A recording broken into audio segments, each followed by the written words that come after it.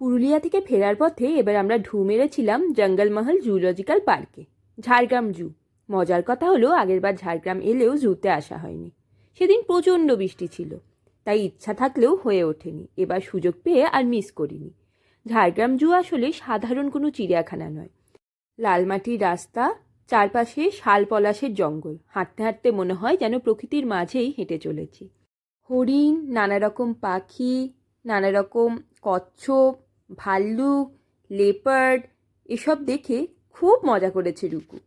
সব মিলিয়ে খুব শান্ত একটা জায়গা, শহরের ভিড় থেকে একটু নিঃশ্বাস নেওয়ার মতো। এবারে জু ঘুরতে ঘুরতেই বারবার মনে পড়ছিল আগের সেই ঝাড়গ্রাম ট্রিপটার কথা। 2024-এর আগস্ট মাসে তখন রুকু খুবই ছোট, টুকটুক করে হাঁটতে শিখেছে মাত্র।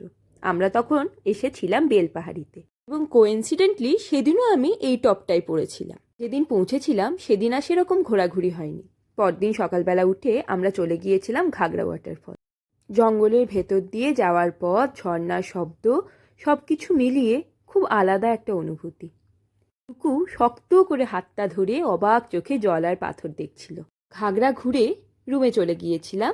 বিকাল দিকে আমরা পৌঁছেছিলাম কেতকী লেকে। একদম গোধূলি লগ্নে পৌঁছেছিলাম। চারিদিকে সবুজ লাল মাটির পথ আর একটা শান্ত নিস্তব্ধতা। রুকু তখন ছোট্ট ছোট্ট পা ফেলে হাঁটতে শিখেছে। অত সবুজ দেখে খুব মজা পেয়েছে। কখনো ঘাঁটছে এদিক ওদিকে, কখনো ছুটে বেড়াচ্ছে, কখনো আমার হাত ধরে হাঁটছে। ওকে ওইভাবে প্রকৃতির মাঝে হাঁটতে দেখে মনে হচ্ছিল এই মুহূর্তগুলোই তো আসল ভ্রমণ। ওখান থেকে আমরা একদম গোধূলি লগ্নে পৌঁছে গেছিলাম খান্ডারানী লেকে। খুব সুন্দর লাগছিল জায়গাটা। আকাশটা পুরো কমলা হয়েছিল, আর সেই ছবি ভেসে উঠেছিল লেকের জলে। বেলপাহাড়ি থেকে পরদিন আমরা চলে গেছিলাম ঝাড়গ্রামে কনক দুর্গা টেম্পল। জঙ্গলের ভেতরে এই মন্দিরটা খুবই সুন্দর আর শান্ত। অনেকটা হেঁটে যেতে হয়। কনক দুর্গার সোনালি ছোট্ট মূর্তিটা দেখলেই মনটা ভরে যায়।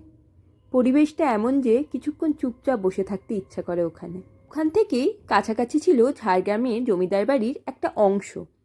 সেদিন জন্মাষ্টমীর পুজো চলছিল।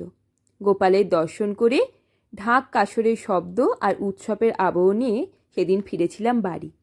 পুরো ট্রিপটা খুবই সাধারণ ছিল, কিন্তু খুব সুন্দর। ঘোরা একটু কম হয়েছিল, কিন্তু অনুভব, রুকুর ছোট্ট পায়ের হাঁটা, জঙ্গল আর জল, মন্দির মিলিয়ে ঝাড়গ্রামের ওই দিনগুলো আজও খুব আপন হয়ে আছে। একই জায়গা, কিন্তু দুটো আলাদা সময়। এক সময় রুকু টুকটুক করে হাঁটতো, আর এখন সে দৌড়ায়।